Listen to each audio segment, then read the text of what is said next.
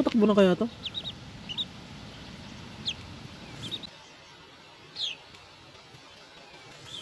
Ba't kasi ganyan? Natalon siya mga katunying. Oh yun, pwede na. Oh. Di ko na alam kung paano na yung gagawin ko doon sa itlog mga katunying. Sabi kasi nila sa akin, ay ibalik ko daw doon. Tapos ilagay ko yung isang nanay doon sa loob. Yung isang nanay, ilagay ko daw doon sa loob mga katunying para limliman niya. Saraduhan ko daw para hindi makalabas. Sinaraduhan ko naman. Pero nakalabas pa rin siya mga katunying. Kaya ayun, ngayon ay nakapag-decide na ako, nalalagain na natin to. Yan, lalagain na natin yan mga katunying.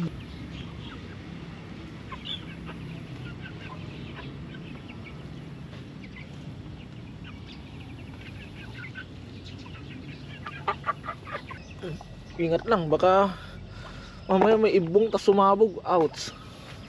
Pagkakasarap. Nakabihis pa naman na tayo. Maglalabas dito, maglalabas. Yan. Very good.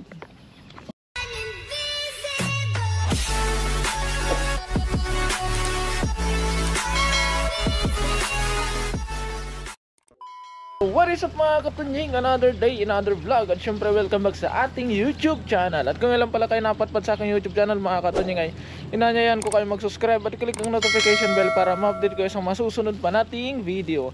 At syempre for today's video mga katunying, a day in my garden na naman tayo. Syempre bago tayo papasok ng trabaho ay kailangan natin gawin yung ating mga daily routine. Kaya ngayon mga katunying ay medyo maaga-aga tayo. At sana'y hindi lang daily routine yung magawa natin at makagawa pa tayo ng ibang gawain dito sa ating garden. At kukumastahin pala natin yung nilagay nating pato dito. Yung ating maliit na pato. Di ko alam kung buhay pa mga katunying, pero sana ay mabuhay siya. Kaya tara, susot muna tayo ng ating bota for safety.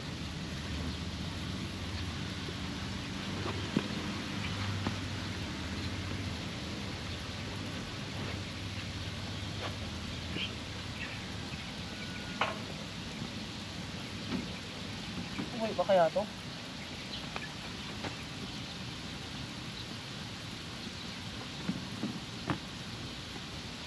Yun. Siya mga katunying.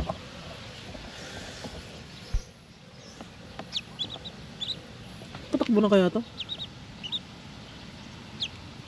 Ba't kasi ganyan? Natalon siya mga katunying. Oh yun, pwede na. Oh.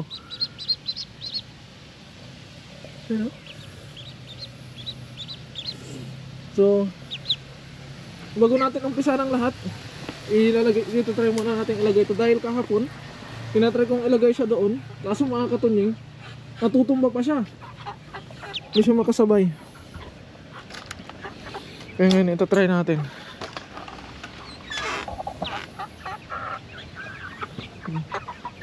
Tapos hinarangan ko yung doon mga katunying. Excuse me. Di ko na alam kung paano yung gagawin ko doon sa itlog mga katunying. Sabi kasi nila sa akin, ay ibalik ko daw doon. Tapos ilagay ko yung isang nanay doon sa loob. Yung isang nanay ilagay ko daw doon sa loob mga katunying para limliman niya. Saraduhan ko daw para hindi makalabas. Sinaraduhan ko naman, pero nakalabas pa rin siya mga katunying. Kaya ayun, ngayon ay nakapag-decide na ako, nalalagain na natin to. Yan, oh. Lalagain na natin yan mga katunying dahil ano ko, anong ginagawa mo dyan?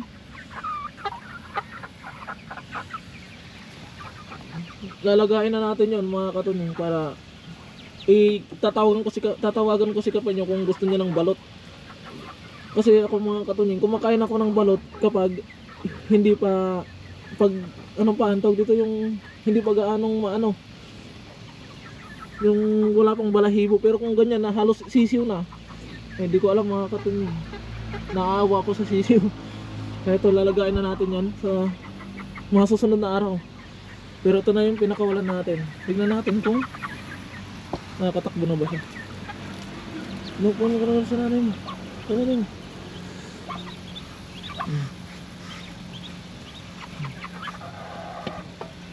Yan mga katunying. So papakain na tayo ng ating mga alaga. Amo no. Amo nila no. So okay na tayo dun sa sisiw. Para success naman siguro yung mga katunying. Kaya ngayon papakain na tayo. Dahil itutuloy natin yung ating palapala doon. Pagkatapos natin magpakain ng alaga. Hi guys! Kumusta kayong lahat? 2, 4, 6, 8,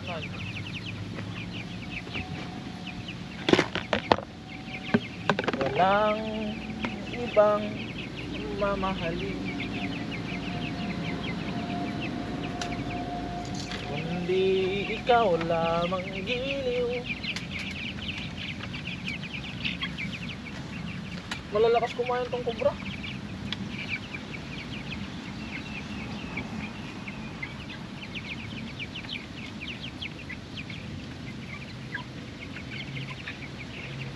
Tapos meron na naman pala tayong kanin dito mga katunying. Kanin na galing sa factory.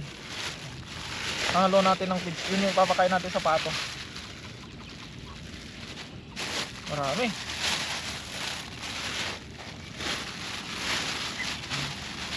Pato at manok dun sa loob.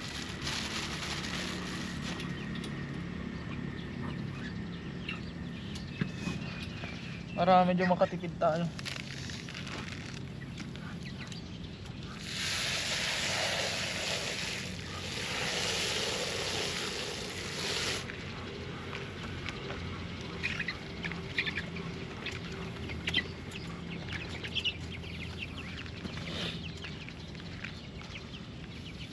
Very supportive yung ating mga katrabaho mga katunying. Dahil yung mga tira nilang kanin ay binibigay nila sa atin tuwing hapon. Sa tuwing tanghali mga katunying, iniipon-ipon nila yung yung kanilang tirang pagkain. Tapos ibinibigay sa akin para iuwi ko naman sa hapon.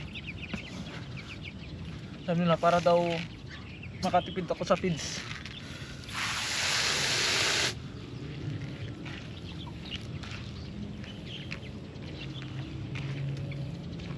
Yung mga manok natin sa loob ay hindi sila sanay na kumain ng kanin dahil simula pagka nila ay feeds na talaga yung pinapakain natin. Pero ngayon sasanayin na natin sila sa kanin mga katunying.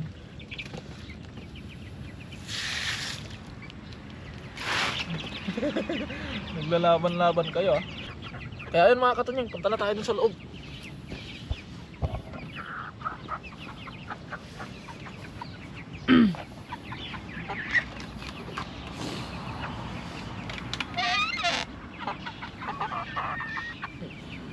Dito tayo.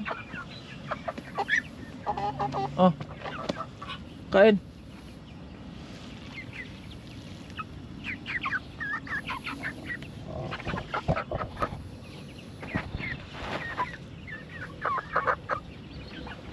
Pagkain yan, huwag kang matakot.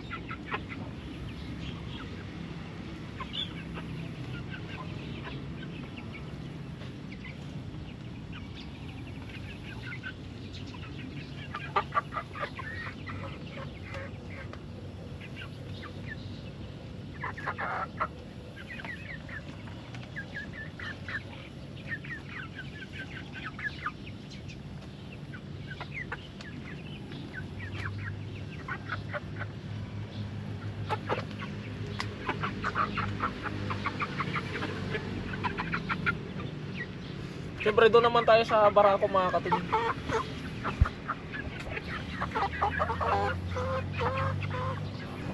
Doon naman tayo sa barako.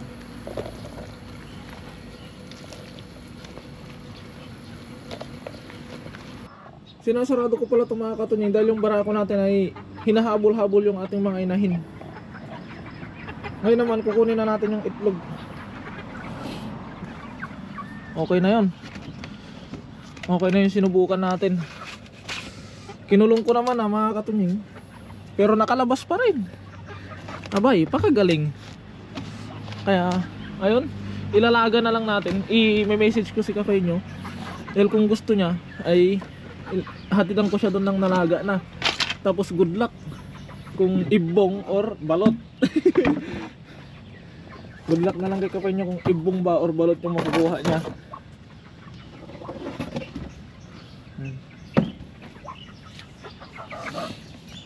Ay ko, alaan tayo kakabsat. Tawanan, maperdi lang dito eh. Sa susunod ay sa susunod mga katunying ay incubator na lang natin. Mag-ano tayo? Ano tayo ng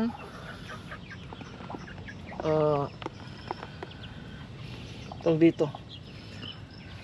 Magse-search tayo online ng kung paano gumawa ng incubator.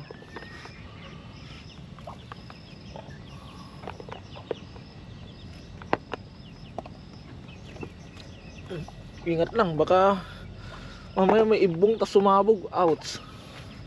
Pagkakasarap. Nakabihis pa naman na tayo.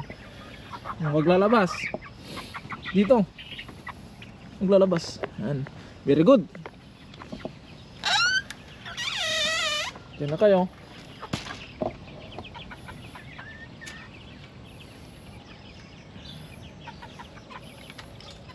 Bali, hugasan muna natin itong mga katunying.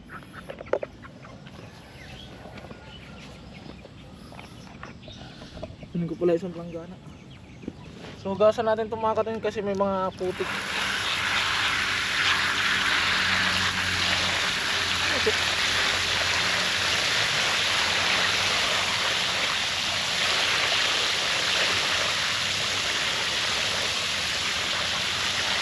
Itong pomot sa amin. Ibong samot amin na ito eh. Itong powda eh. Dalaga natin itong mga katunying. I-chat ko si kapay nyo. Hindi ko naman kayang ubusin itong mga katunying. Yung mga kasama ko naman dito na di nakain ng ganito. Hindi nakain ng balot. Baka high blood abutin natin kung ano. Kung gusto ni kapay nyo, ilaga ko na. Tapos add ko na lang dun sa kanya mga katunying. Kung gusto niya. Dami oh.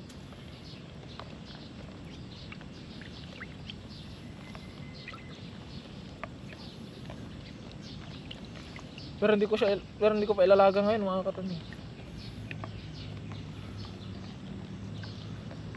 Baka bukas.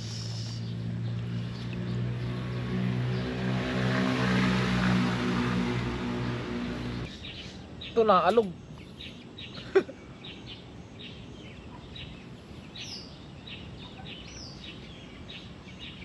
Hindi naman makita. So dahil tapos na natin yung ating daily routine mga katunying, na-message ko na din si Kapay nyo. Wait na lang natin ang kanyang response. Ay dito na tayo sa yun. Tutuloy natin to mga katunying nang mabawasan man lang natin. Dahil yung ampalay natin ay nagtalbos na. Yun, no? Nagtalbos na din yung sayote. Kaya simulan na natin. Simulan na natin ang pag-garni. So ito mga katunying, kailangan to matyaga kang magganyan-ganyan ay. Kaya kung magtawag na naman dito na naman tayo eh. Kailangan ikot-ikot siyang ganyan.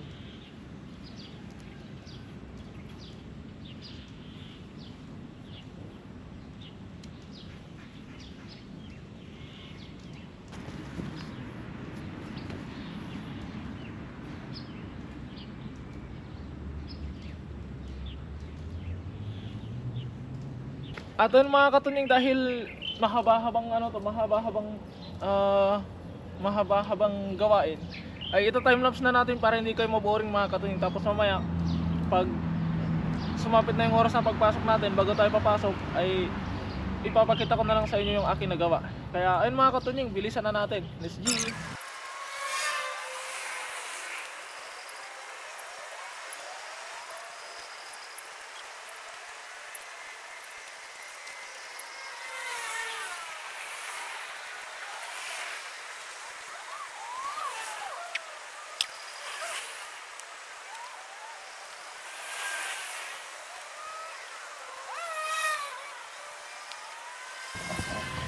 At ano mga katunying, so sumapit na yung oras ng ating pagpasok.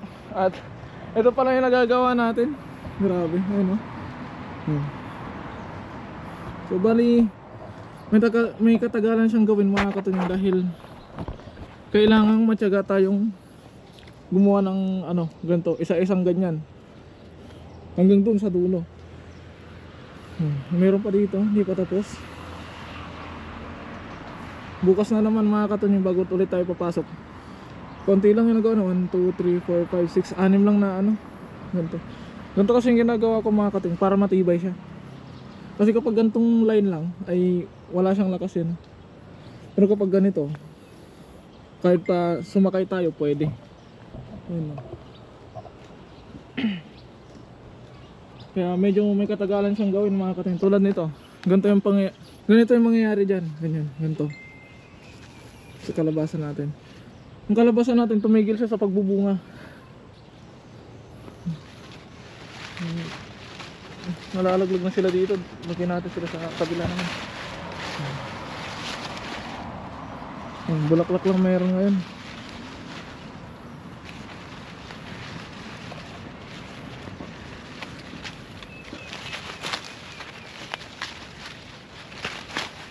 Kaya ayun mga katunying, dahil papasok na tayo ay hanggang dito na lamang muna ang update dito sa ating garden muli. Kaya maraming salamat sa walang sawa niyong suporta sa akin at sa aking mga nakakasama. Mag-iingat po palagi mga katunying and God bless po. Bye bye.